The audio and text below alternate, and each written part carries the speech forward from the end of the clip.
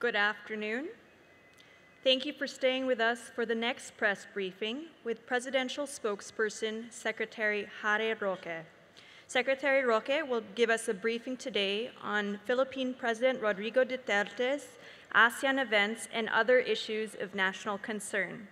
Secretary Roque is a Filipino lawyer, human rights advocate, and law professor. He was a member of the 17th Congress of the Philippines, representing the party list group Kabayan until November 2017, when he joined the cabinet as presidential spokesperson. He was a professor at University of the Philippines for 15 years, teaching constitutional law and public international law. He founded the advocacy group Center Law. Among the notable causes he handled are the Maguindanao massacre, the World War II Comfort Women Victims Malaya Lolas, and the killing of transgender Jennifer Lode by an American serviceman. He received his Master's of Law with merits from the London School of Economics, Bachelor of Laws from University of the Philippines, and Bachelor of Arts from the University of Michigan in Ann Arbor. Without further ado, I am pleased to welcome Presidential Spokesperson Secretary Roque. Secretary Roque.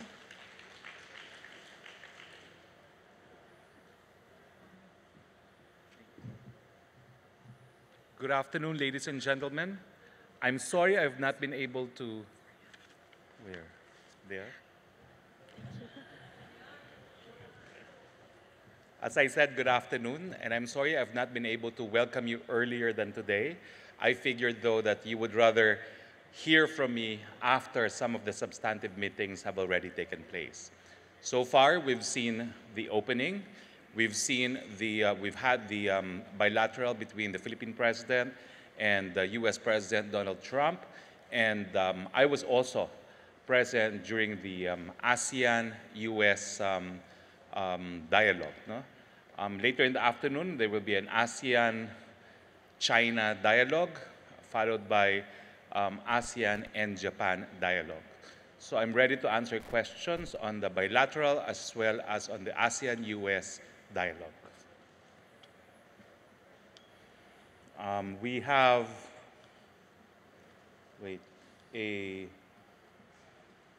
an MC.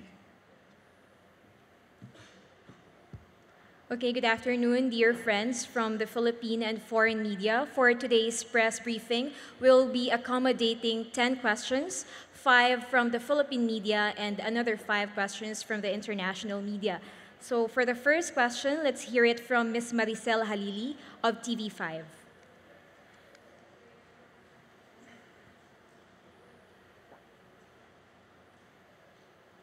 Hi, sir. Good afternoon. Sir, just a clarification. During the bilateral meeting between the President Duterte and U.S. President Donald Trump, did they raise the issue about the human rights violations in the country? No, that issue was not raised. However, the President explained in length his war against drug. President Trump seemed to be appreciative of his efforts. There was no comment on the war against drugs. There were like clarifications on the number of drug dealers that have been apprehended since the war on drug was started, and there were also clarifications on whether or not the Philippines has a similar drug menace as Central America, to which the President responded, in some areas of the Philippines, it is as bad as some areas in Central America. Because President Duterte has been very vocal that he doesn't want President Trump to raise the issue on human rights. So why did President Duterte bring up the issue? No, my understanding is he explained at length his Philippine domestic policy on the war against drug. Mm-hmm. And from the body language of the US President, he seemed to be in agreement, and he made the assurance that President Duterte has a friend in the person of President Trump, that he has been an ally since he was elected into office. Sir, how about the issue on North Korea? Was it discussed during the bilateral meeting? Not in the bilateral between the US President and the Philippine President. But other than the war against drug, President Trump raised the issue of trade, and the Philippine side expressed their hope that an FTA, or free trade agreement, can also be concluded between the Philippines and the United States, with Philippine authorities saying that if they could have FTAs with countries that were not allies of the US during the Second World War and henceforth, then every reason for the United States, there should be every reason for the United States to conclude an FTA with the Philippines, which has always been an ally of the United States. Thank you, sir. Thank you. Next question for Mr. Raymond Tinaza of Bombo Radio. Good afternoon, Mr. Secretary. Yes. Sir, this is another relevant issue of the region, and you mentioned they talk about trade. So, relatedly, did the two presidents discuss about the South China Sea or West Philippine Sea, which is very vital in the passage of trade within the region? It wasn't discussed in the bilateral, however, it was brought up in the ASEAN-US dialogue, and specifically, ASEAN reiterated that it would want a peaceful solution to the West Philippine Sea issue, that they would want a code of conduct to be concluded at the latest. And of course, in the ASEAN-US dialogue, North Korea was also discussed. They want to de-escalate the tension, and they want all parties to resort to diplomatic talks and negotiations as a means of resolving the conflict. Sir, last point. The President Duterte yesterday mentioned that he wants the South China Sea issue untouched. What does he mean? That this would be his position as the President of the Republic or as Chairman of the ASEAN? The party who brought up the West Philippine Sea or the South China Sea issue was the Prime Minister of Malaysia, because the Prime Minister of Malaysia was asked to deliver the common statement of ASEAN in the presence of the US President. Thank you, sir. Third question from Ms. Lianesca Panti of Manila Times.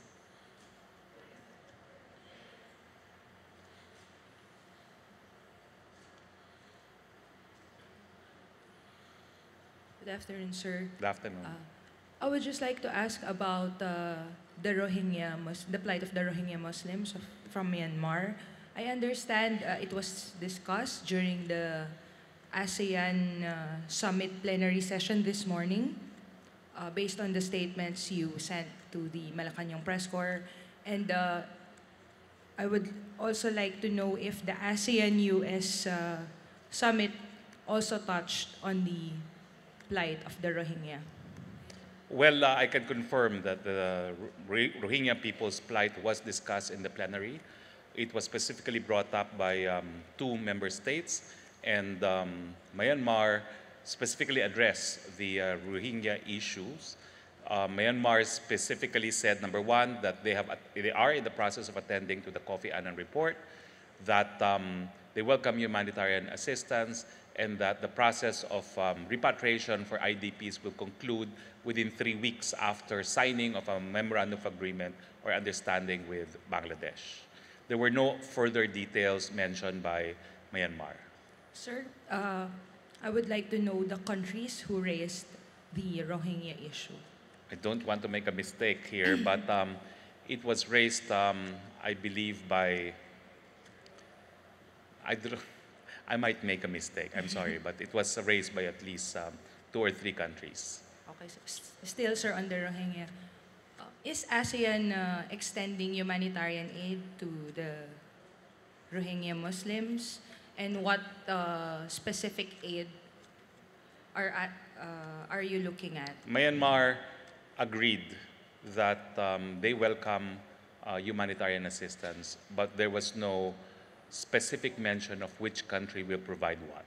It was just a general statement that they welcome humanitarian assistance. Now, the Philippine president also said that there was need for humanitarian assistance in Marawi and also in that part of the world.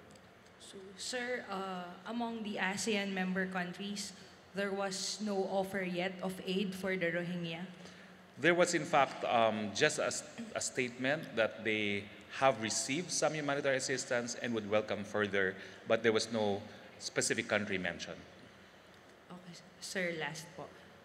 About ASEAN was swift in issuing statements about condemning terrorism in the region, especially after the Marawi crisis.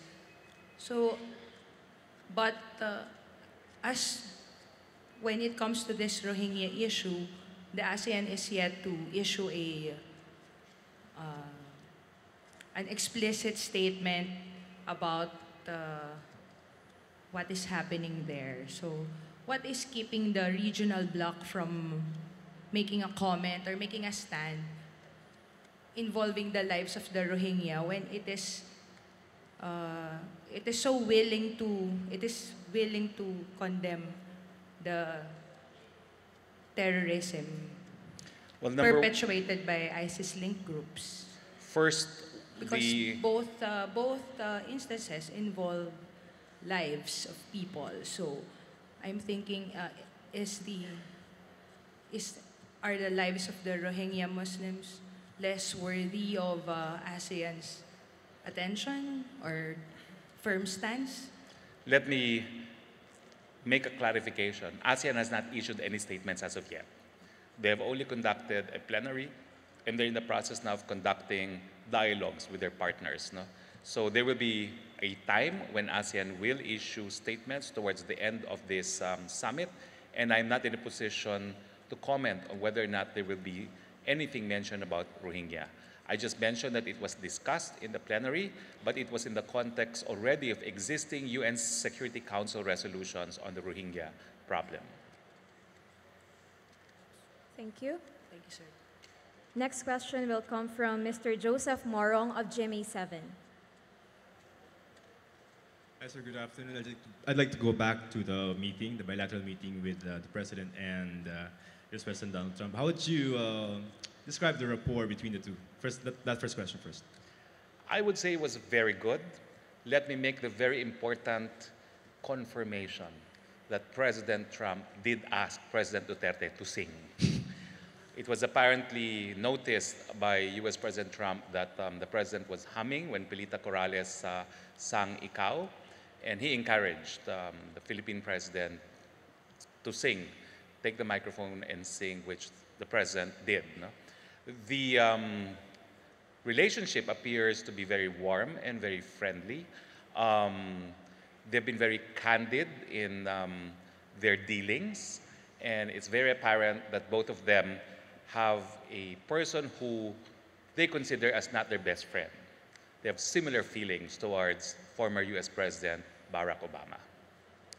All right. So, do you think that this will mark a turning point in the Philippines' relationship with the United States, given that the president in October last year said he announced the separation from the United States, and if this kind of interaction between Trump and Duterte will translate into policies for the government?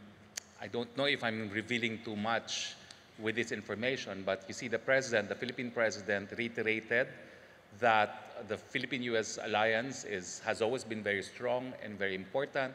He did acknowledge that there were sour points in the relationship, and the sour points were statements made by the former US President Obama on the administration of President Duterte. Now, I think President Trump addressed this by reassuring the Philippine president that he has always been an ally of the Philippine president since he was elected into office. Right, so I would say that there will be a marked difference between the relationship between the administration of President Trump and President Duterte. On the South China Sea, only if expressed in any of the avenues, either in the bilateral or the ASEAN-US dialogue, what is America's position with regard to militarization in the South China Sea?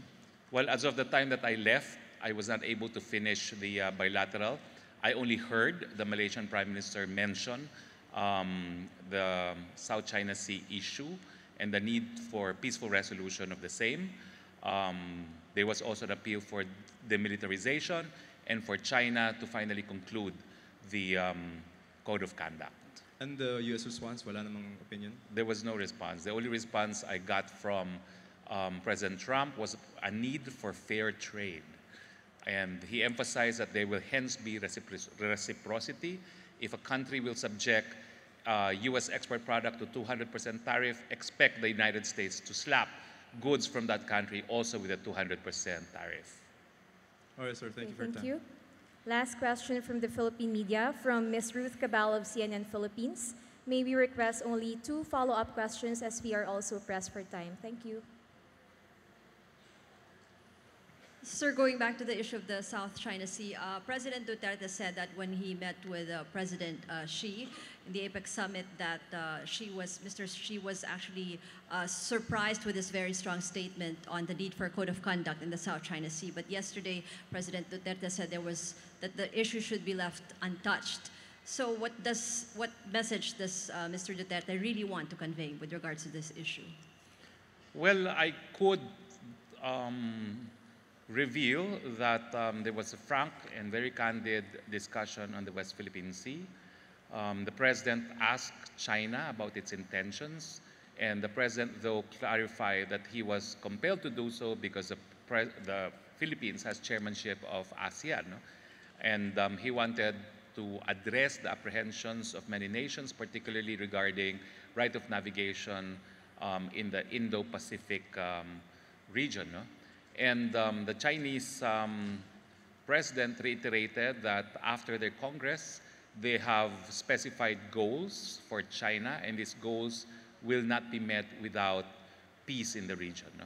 So the Chinese side reiterated that it is against the use of force, that they will not resort to prohibited use of force, and that they are pursuing bilateral relations with every single claimant country.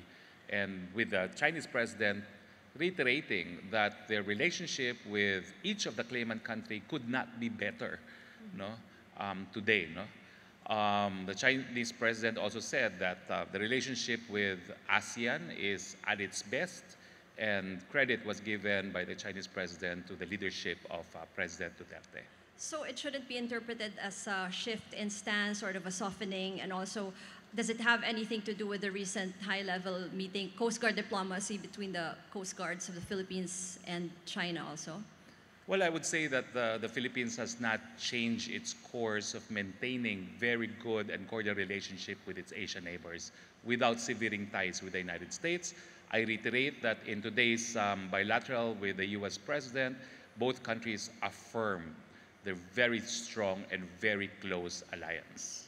But in terms of China and the South China Sea issue, the Coast Guard diplomacy between the Philippines and the Chinese Coast Guards? I think that's pursuant to a commitment made that they will further enhance the relationship and that they will resort to negotiation rather than the use of force. Thank you. Thank you. Now may we hear another question from Ms. Atahualpa Ameriz Fernandez of Agencia EFE. Mr. Sorry, hello. thank you. Good afternoon, Mr. Roque. I'm going back again to the meeting between Mr. Trump and Mr. Duterte. According to the White House, they also raised the issue of ISIS. Can you provide some details about that conversation? Okay, the Philippine president recognized also the contribution of the United States in providing communication assistance during the Marawi conflict, and the Philippine president had occasion to thank American authorities for their assistance, no? They further, the Philippine side made it clear that amongst their priorities is dealing with terrorism and violent extremism. That is the lingo now, terrorism and violent extremism, no? And of course, it was a common interest identified by Philippine and US authorities, the fight against terrorism and violent extremism. Okay, I don't want to be insistent, but you already answered this question, but Mrs. Sarah Sanders, which is the press secretary of the White House, said that the human rights briefly came up in the context of the Philippine fights against illegal drugs in the meeting. So do you think that's a mistake? Are you totally sure that they didn't address that issue? Well, there was no mention of human rights. There was no mention of extralegal killings. There was only a rather lengthy discussion about the Philippine war on drugs with President Duterte doing most of the explaining. Okay, and out of that meeting, which information do you have about the draft of ASEAN about the South China Sea? Well, we have only concluded the framework for the Code of Conduct. And it is the hope of all ASEAN countries that the Code of Conduct can be concluded at the soonest time possible. Thank you. Okay. Last question from Ms. Cecil Morelia of AFP. Actually, we could take 3 more questions, no, because we committed to accept 5 questions from the international media. Mr. Secretary, by not raising the issue of the drug war killings with our president, do you consider that as an endorsement by the U.S. president of our president's war on drugs? Well, perhaps you should address this to U.S. authorities. No? What I can confirm is the U.S. president did not comment on the war against drug. There were instances when he was nodding his head as the Philippine president was explaining his war on drugs, but I leave that for American authorities to comment. Body language? Well, many times he was nodding as the president was explaining the war on drugs, specifically on the ill effects of drugs, complaining that the special rapporteur on extralegal killings even brought to the Philippines a so-called American expert to say that drugs is not dangerous to human health. No? And the president, of course, produced again a publication of the UN where the UN specifically pointed out to the ill effects of the different forms of drugs, including shabu. Of course, the Philippine president has had to explain to the U.S. president that shabu is the same as meth in the United States. Thank you, sir. Thank you. Next question from Spanish agency, Mr. Gaspar Luis Canela. Is he here? Okay, let's proceed to, okay. Yeah, sir. Hello. Good afternoon. Well, I would like to, if you could comment a little bit deeper about this draft about South China Sea. Apparently, the ASEAN group is, they are afraid that the situation is not very stable now in terms of security. Why are they afraid? Is because of the militarization in the area by China, or? Well, I can confirm that in the bilateral between the Chinese president and the Philippine president, the issue of militarizing the South China Sea was brought up. China responded by assuring that they are not ready to go to war with anyone. And the Philippine president also clarified that it is not to the Philippine interest to resort to the use of force as well. No? China assured the Philippine president that they will not resort to the use of military force and that they will not block freedom of navigation in the South China Sea. Now, I do not know if it is true that ASEAN fears militarization, and that is why they want a code of conduct to be adopted. They're just trying to avoid mistaken responses to actions. That's why they want to achieve some sort of predictability by adopting the code of conduct. Thank you. Thank you. Next we have from, hello? Ms. Dana Batnag of GG Press. Hi, sir. I'd like to ask about the U.S.-ASEAN meeting. How did President Trump explain his policy towards Asia? Because there are fears that the Obama administration's pivot to Asia could have changed. No. In fact, it was all trade from President Trump, beginning with the bilateral in the Philippines. After the president's lengthy explanation on the war on drugs, it was President Trump that brought up the issue of trade. Specifically, he brought up the issue of very high tariffs imposed on Philippine cars into the Philippines. No? And likewise, in the ASEAN-US dialogue, the US president, reiterating his stand in APEC, advocated for fair trade, that it is high time, according to him, that the United States will practice reciprocity. They will treat countries as they treat the United States. Now, all these statements seem to indicate that the United States still considers ASEAN as a very important trading region. Aside from trade, did he mention other issues such as regional security and North Korea?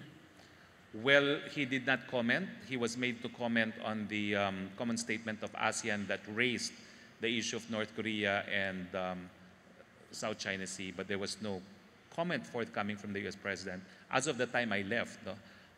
And as of the time that the U.S. President responded to the common statement of ASEAN. Okay, so last question. I just want to clarify. Do you get the sense that the focus of U.S. now when it comes to Asia is about trade? That seems to be very apparent. Thank you, sir. In both the bilateral and in the dialogue, the United States was emphatic on the need to promote fair trade. Thank you. All right, thank you. Last to ask is Ms. Jonna Gilagon of Asahi Shimbun.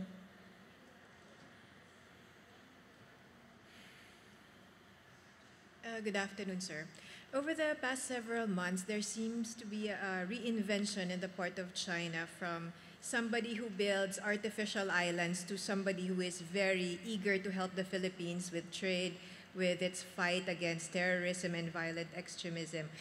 And this image seems to have also translated to how ASEAN relates to China. It seems to be that Beijing is more of a very cooperative partner. Would you agree that this change is due to the fact that the Philippines has changed its demeanor? Well, I leave it to you to conclude if we have changed our demeanor.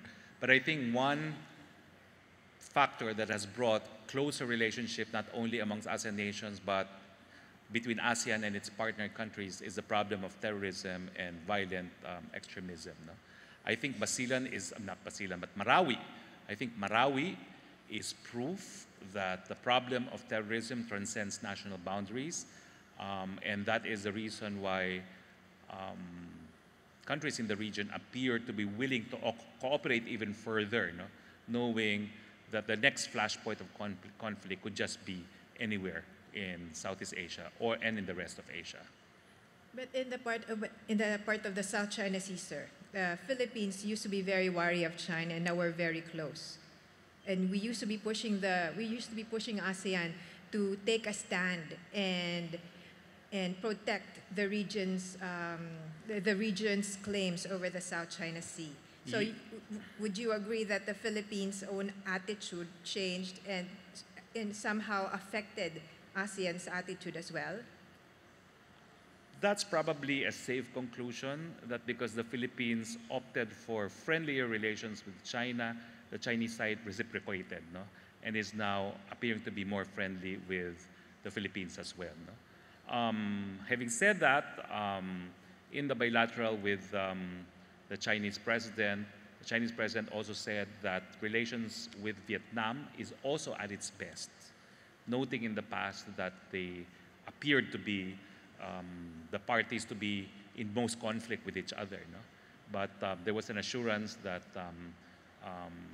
ties with Vietnam, China and Vietnam have also become warm, and the Chinese president specified that in addition, its relationships, particularly with other Caribbean countries, Malaysia is at its strongest, and the same thing was said with Chinese relations with Indonesia and Brunei. On another Last topic, follow-up sir. question, please. Yes, just one more. The Malaysian foreign minister yesterday said that they are open to proposing the deployment of a humanitarian assistance team, or maybe an IMT similar to what they have in Mindanao. Well, the deployment of one IMT to the Rakhine state. Would the Philippines support that proposal? I have no information on that. As I said, we don't know if ASEAN will have officially a statement on the Rohingya people, but what I did hear was the need for the Rohingya problem to be resolved pursuant to existing UN Security Council resolutions. Thank you. Thank you very much to our friends from the local and foreign media, and of course, our presidential spokesperson, Secretary Harry Roque. Thank you. Thank you very much, and good afternoon to all of you.